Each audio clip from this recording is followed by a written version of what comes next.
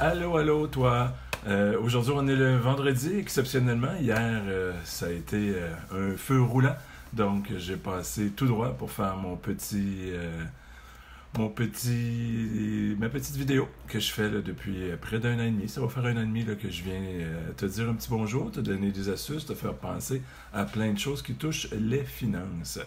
Je me présente pour ceux qui me regardent pour la première fois, Frédéric Huillon.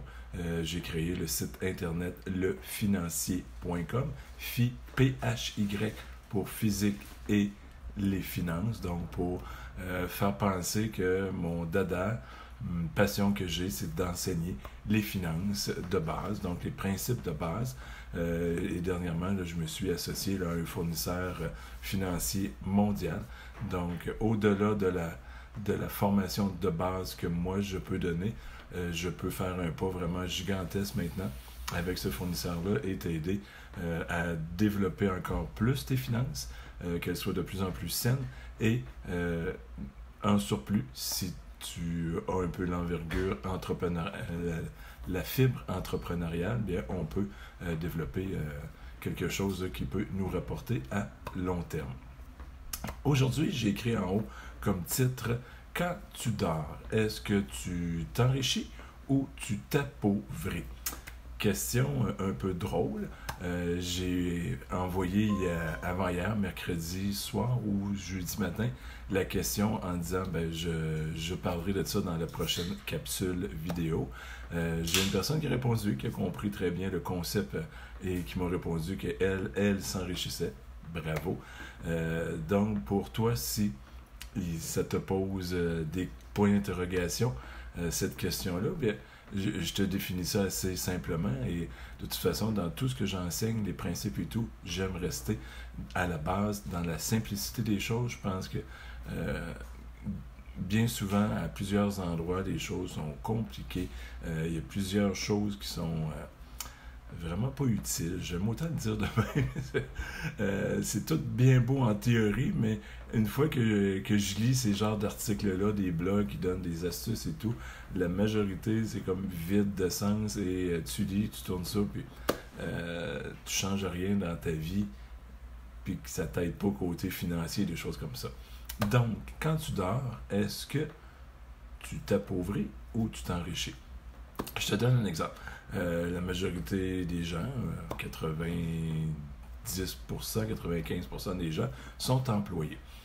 Donc, et on sait que les statistiques, une personne sur 19, donc 95%, presque encore dans les mêmes probabilités, les mêmes pourcentages, ont des dettes. Majoritairement, les gens travaillent 5 jours semaine, donc du lundi au vendredi. Il peut y avoir des variantes, mais souvent c'est 5 jours semaine.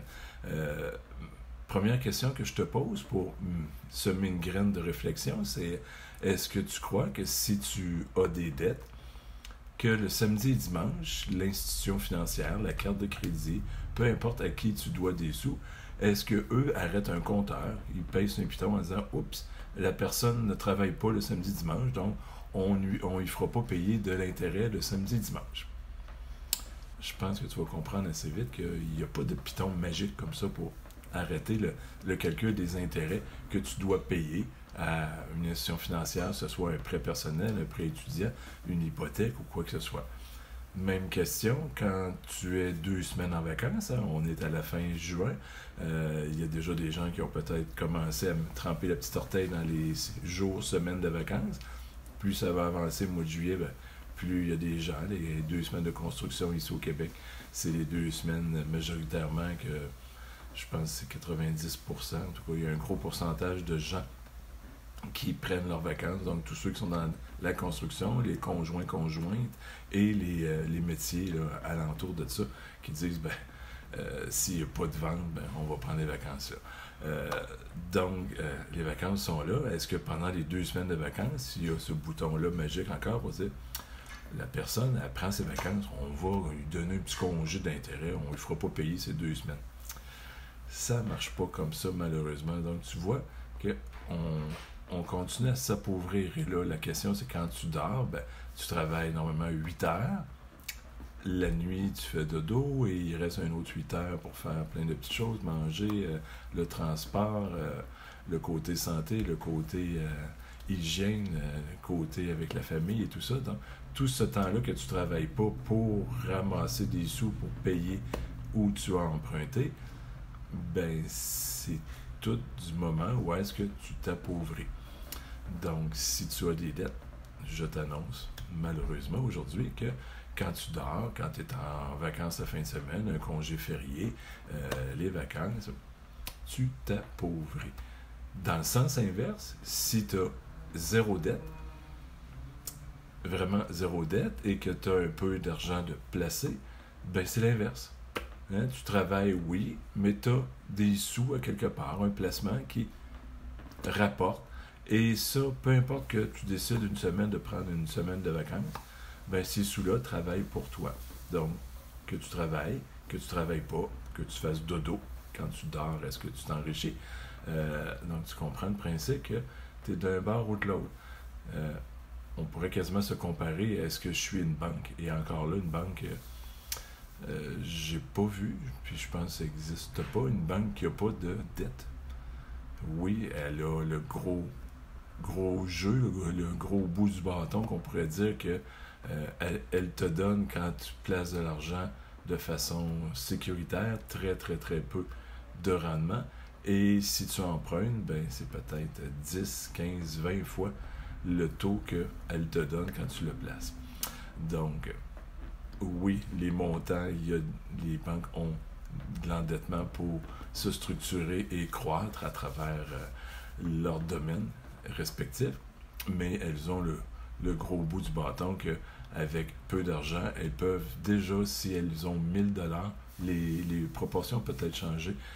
Si elles ont 1000$, elles ont le droit, je crois, de prêter 15 ou 20 fois ce montant-là. Donc, imagine que toi, tu déposes 1000$ qui te donne un gros 1%, et de l'autre côté, ils peuvent emprunter, le prêter 20 000$ à du 10%. C'est le jour et la nuit, là. Donc, ce serait intéressant d'être nous-mêmes, personnellement, une banque.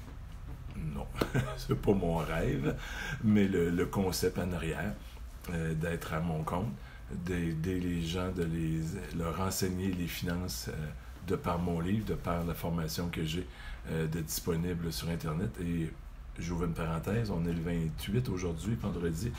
Lundi, le prix promotionnel qui est à 69% de rabais du prix régulier va changer. Donc, si tu as l'intention d'améliorer tes finances avec une bonne formation et les basics, comme je disais, moi j'aime bien les choses simples, les choses qui sont concrètes et qui sont de l'intangible, pas l'intemporel, ce qui veut dire que c'était bon hier, c'est bon aujourd'hui et ça va être bon demain aussi.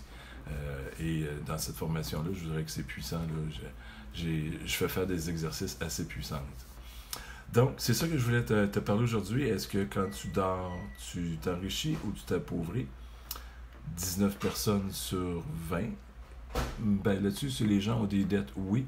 Est-ce que s'ils remboursent tout le temps, c'est sûr qu'ils ne payent pas d'intérêt. Donc, c'est peut-être moins que 19 personnes sur 20, mais je te dirais que certainement, il y a un gros pourcentage de gens qui ne payent pas mensuellement leur montant, leur solde complet de carte de crédit. Donc, c'est du 18-20%. On vient à des gros taux d'intérêt et ça, on paye ces intérêts-là après que nous, on soit imposés. Ouf, ça fait énorme. Mais on imagine mettons que quelqu'un est imposé au top 50%, donc il gagne 2000$, il reçoit dans son compte de banque 1000$, il paye du 20%, c'est comme s'il paierait du 40%. Oh là là, avant impôt ou après. Là. C'est démesuré et c'est une roue qui tourne, qui est pernicieuse à quelque part parce qu'elle est transparente. Les gens ne la voient pas, ne la ressentent pas au début, mais une fois qu'ils sont dedans, ils sont comme dans « Ah, ça fonctionne de même, c'est correct », mais à un moment donné, on se rend compte qu'il y a comme une ligne que lorsqu'on la franchit, on se dit « Wow, là, ça ne marche plus ». Et des fois, c'est peut-être trop tard. Ce serait bon, des fois, de prendre un petit moment de recul et dire comment je pourrais améliorer ma situation financière. de quelle façon, hein? Puis il n'y a pas 75 façons différentes à l'intérieur de ça. Hein? Faut apprendre, il faut s'éduquer. Comment on s'éduque? Soit en allant sur Internet, mais là, on tape et vous allez passer des heures et des heures et des heures et chacun va tirer un petit peu la couverte de son côté. Ben, voici une façon, voici une autre façon. Je vous dirais que j'ai peut-être une cinquantaine de livres qui parlent de finances, de placement et tout. Et chacun a le livre que j'ai écrit, puis je recommande, oui, puis l'idée n'est pas de le recommander non plus. Il y a vraiment des bases intemporelles que j'ai été rechercher de part et d'autre. Et je pense que j'ai fait un petit bijou avec ça. Donc, autant le livre que vous pouvez retrouver sur mon site internet, lefinancier.com, autant la formation qui est de un petit peu plus que 90 minutes, 1h30, que vous pouvez écouter en une fois ou en plusieurs fois. Puis, quand vous avez le lien, vous pouvez le réécouter 50 fois dans la semaine, 50 fois dans l'année, à votre guise pour apprendre à aller chercher les petites choses à faire, les appliquer et voir les choses changer. Donc, c'est vraiment ça. Hein, c'est soit de la lecture par le virtuel ou par papier. Mon livre est disponible en papier et ou en PDF. Soit par des formations par Internet ou aller dans une classe. Donc, on parle de plusieurs heures, de se déplacer et tout. La formation que je vous offre sur Internet, elle est accessible de où vous voulez, autant sur votre ordinateur de bureau, tablette, cellulaire. Et sinon, ben, il y a du coaching, du mentorat. Donc, il y a plein de choses possibles. Hein, ça, c'est comme la base. Et après ça, ben, il y a des concepts différents, des gens qui vont vous amener de l'information différente, mais il faut aller la chercher. Et l'effort, il y a une seule personne qui peut la faire, ben, c'est toi. Si tu as vraiment m'a donné le déclic qui est proche, le bouton de dire il faut que je change quelque chose, il est temps, passe à l'action. C'est tout ce que je peux te dire. En ce 28 juin, donc la moitié de l'année 2019 approche. Sur ça, ben, je te souhaite une belle fin de journée. Je peux pas dire jour de paye parce que c'était hier. Belle fin de semaine. Ici, au Canada, c'est 3 jours parce que c'est la fête de la Confédération lundi, le 1er juillet. Donc, profites-en si tu es en congé et on se revoit bientôt. Bye bye!